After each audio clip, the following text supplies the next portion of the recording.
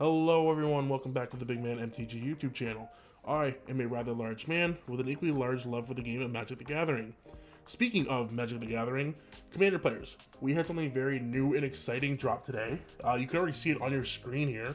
It is the Commander Brackets beta that has been spoken about for the past few months. That's going to help guide us into having more, I'd say, fair games, making sure that whoever's playing at the table, their decks more line up within their brackets, so we don't have pub stompers, we don't have one-sided matches.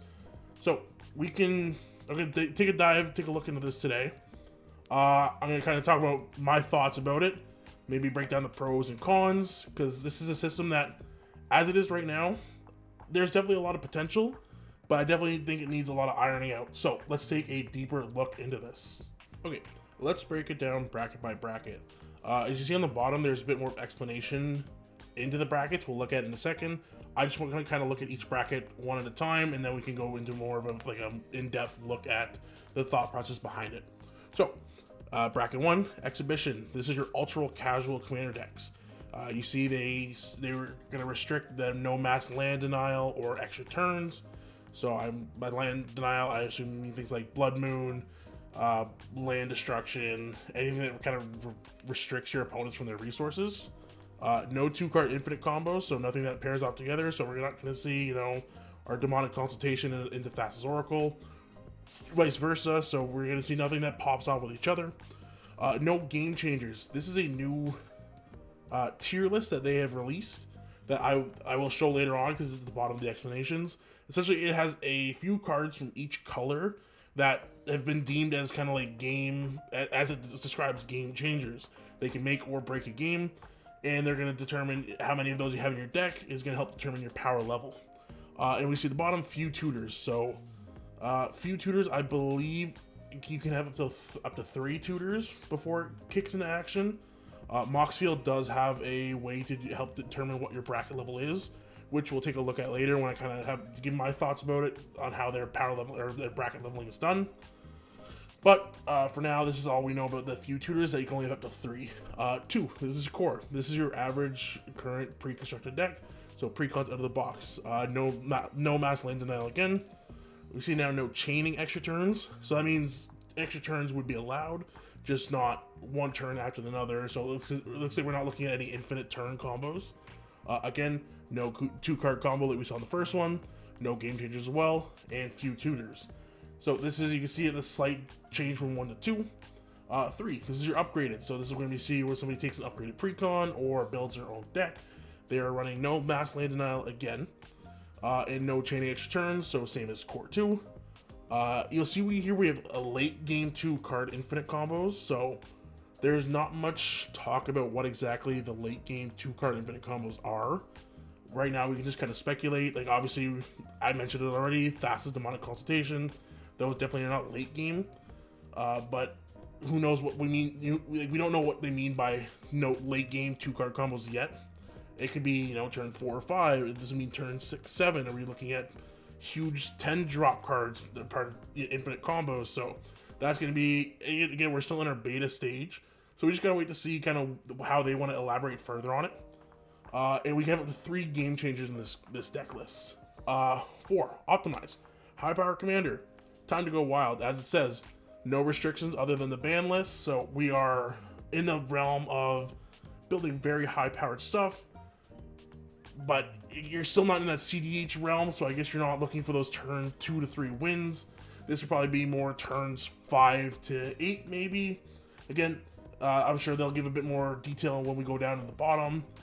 But right now, you see the difference between CDH and Optimize is they're talking about high power with a very competitive and meta game focused mindset. How can you really determine a mindset? We don't know.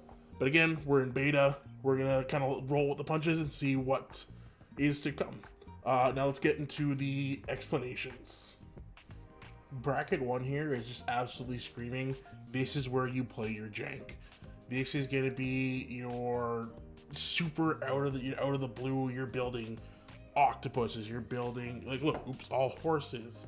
It just seems like it's anything that doesn't really have a direction or a line to winning. It's more, you're gonna combo off with 5-6 cards, This is somewhere it's gonna be super casual. This is gonna be probably where you're gonna have your most fun and enjoying Magic, because you're just experiencing a lot of new cards, a lot of different kind of play styles.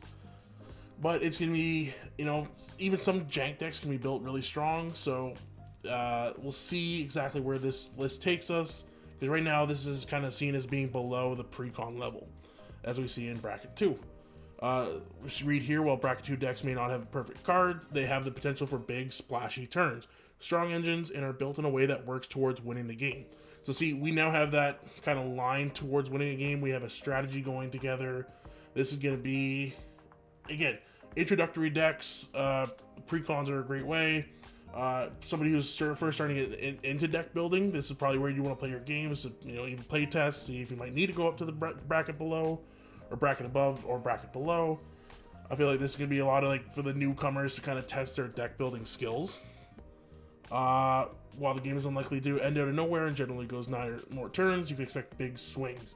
So this is where you'll see just like big creatures, not great effects, but, like, you know, there's a really good balance between a direction of winning, as well as having those longer games, or tend to be more enjoyable for the more casual player. Again, you can see, I already talked about it, but you can see under each section there is a deck building part that'll tell you exactly what constitutes a deck being able to be run in that bracket. Bracket 3. Decks are souped up and ready to play beyond the strength of an average pre-con deck. This is now where you're getting into your more fine-tuned win lines. You're not winning, you know, probably in the first, like, 6-7 turns, but you know how you want to get to your win in the end. This is where we first also get introduced to Game Changers being able to be allowed in the deck up until 3, which I don't know if I agree with, you know, exactly cutting it off at 3, because where you start to get into the fact of having more colors in a deck, it tend to be, like, the more colors you use, the more game changers you're likely to use if you're trying to build a strong deck.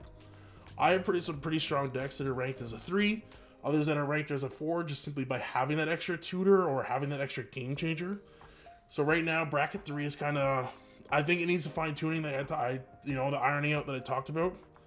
I think it's still a really good place to start for when you're starting. You know, you want to get past that level of pre-con. Like I said, you want to be more than an average pre-con, so maybe you upgrade a pre-con. Likely going to be those self brews, you know, that have a really good, like, definite line of, this is how I want to win the game. Let's go out and do it. Like, again, talking about the infinite combo stuff. Decks should generally not have 2-card infinite combos that can happen cheaply and in about the first 6 or so turns of the game. So yeah, just talking about, so they're expecting our infinite combos to happen turn 7 and later. You know, maybe just trying to dictate how late in the game it can happen. But again, some combos are so, like, it's not likely to happen, but if I get the cards it does that mean instantly that my deck is now a bracket 4 because I got Sol Ring, Arcane Signet into, I don't know, just more ramp?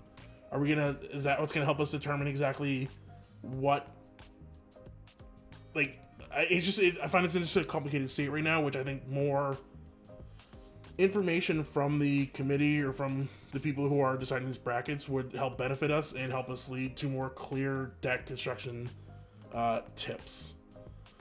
Deck building, again, up to 3 cards in the game changers list. No intentional early game. Oh, sorry, I just spoke about that. But yes, you kind of get my point about the whole bracket 3s. Kind of definitely need some ironing. 4, optimize. It's time to go wild.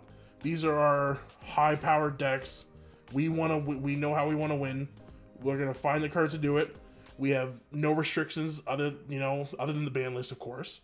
But we are now talking about run as many tutors as you want, run as many free spells as you want, run as much ramp, as much, you know. It's just kind of, this is where we're gonna see a lot of obviously you're gonna see the more in-tune casual players, because those are the players who either don't want to go up to CDH level or just want to still enjoy Magic but at a very high power. It kind of falls to the same restrictions as bracket 3. You know, the second I go up to my 4th game changer, now suddenly I'm in bracket 4.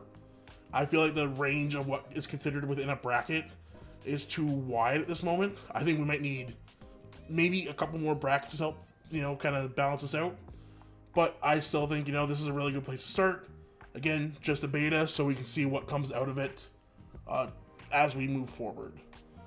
Then bracket 5, CDH. I'm not a CDH player, so I can't really talk towards the mindset of what makes a CDH player.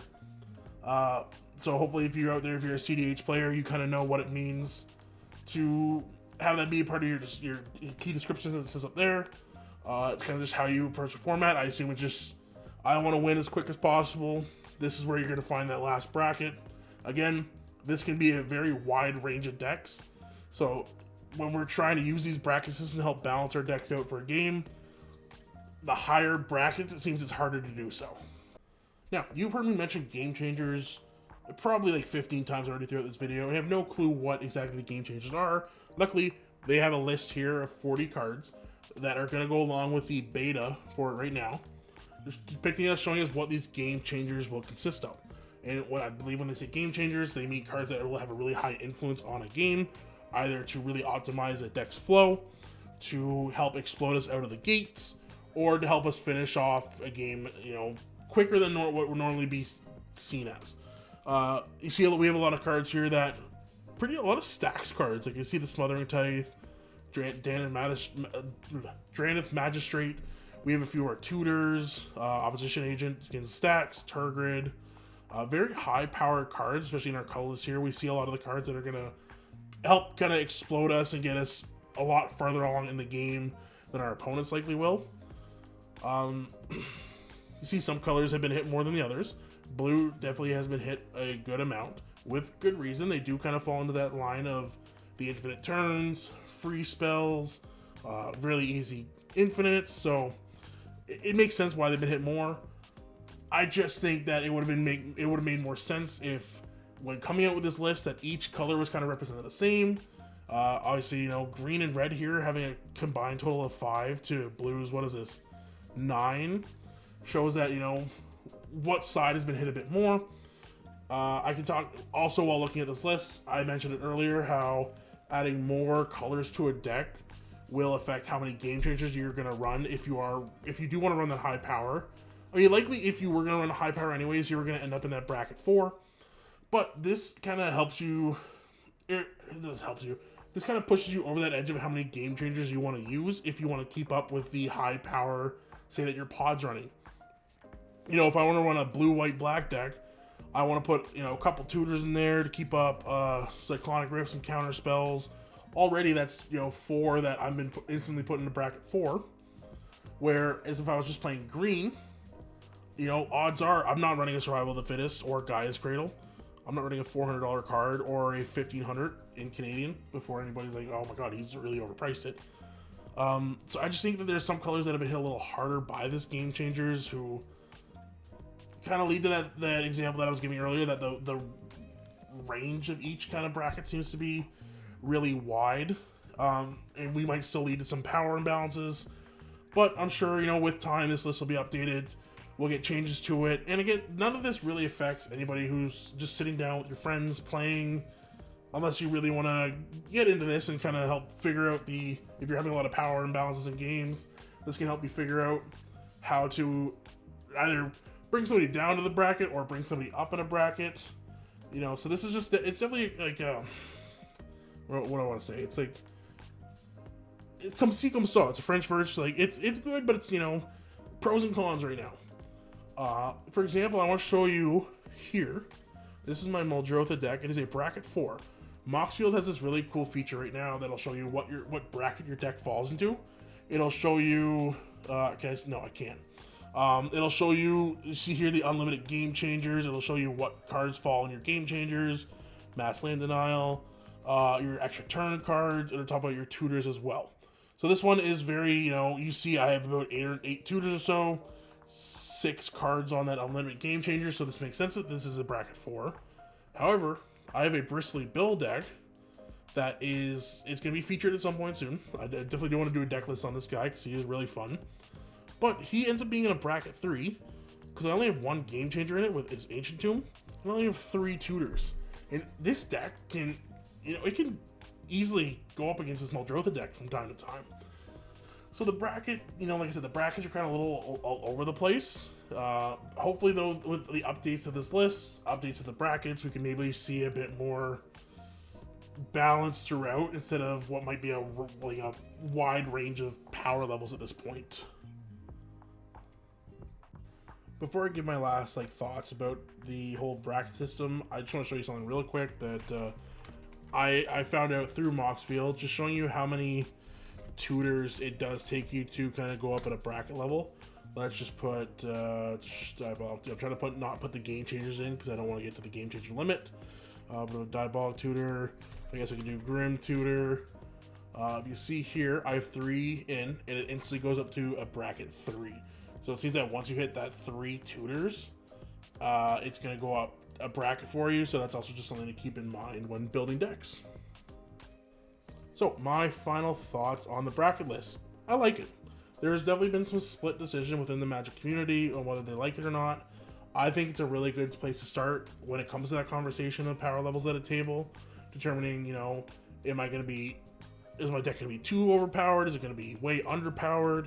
I think this is a good kind of area to get that conversation started, especially for those who play, like to play with people they don't know. If you like to go to your locals, just sit down, have a game, casual game, this is going to help you make sure that everyone's having a good time at the table and no one's getting absolutely bum stomped. The game changers, I kind of said it in the video already, but I think that more cards need to be added. I think it's a good place to start. I don't disagree with any of the cards on there. I would maybe talk to add a few more, especially green and red. Even green, just off the top of my head, I think Craterhoof Behemoth is a really, I think it's definitely a game changer because usually when it hits, it's to end the game. But I'm excited to see what direction the committee can take this in.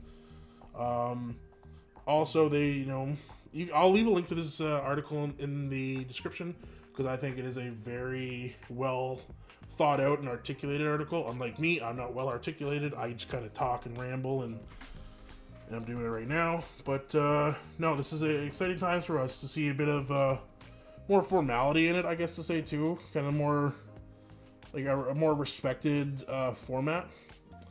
But I guess we'll just kind of wait and see what they want to do next with the bracket. They were talking about, I believe, in April about looking over the ban list. So even cards that we've seen go on the ban list, we might see come off and go onto that game changers list. Something that they did mention in the article that again, you can go read it for yourself. That any cards that may likely end up being banned in the future would first be on that game changers list, and any cards coming off will likely also be on the game changers list. So just keep an eye out on them. We won't get rug pulled like we did with the Jewel Lotus, Dockside, Mana Crypt stuff. So yeah, I guess if you've enjoyed the video up until this point, like and sub is always appreciated. Thank you for kind of sticking through my madman ramblings. Again, I'm really excited for this and hope nothing but the best in the future. Alright guys, peace out.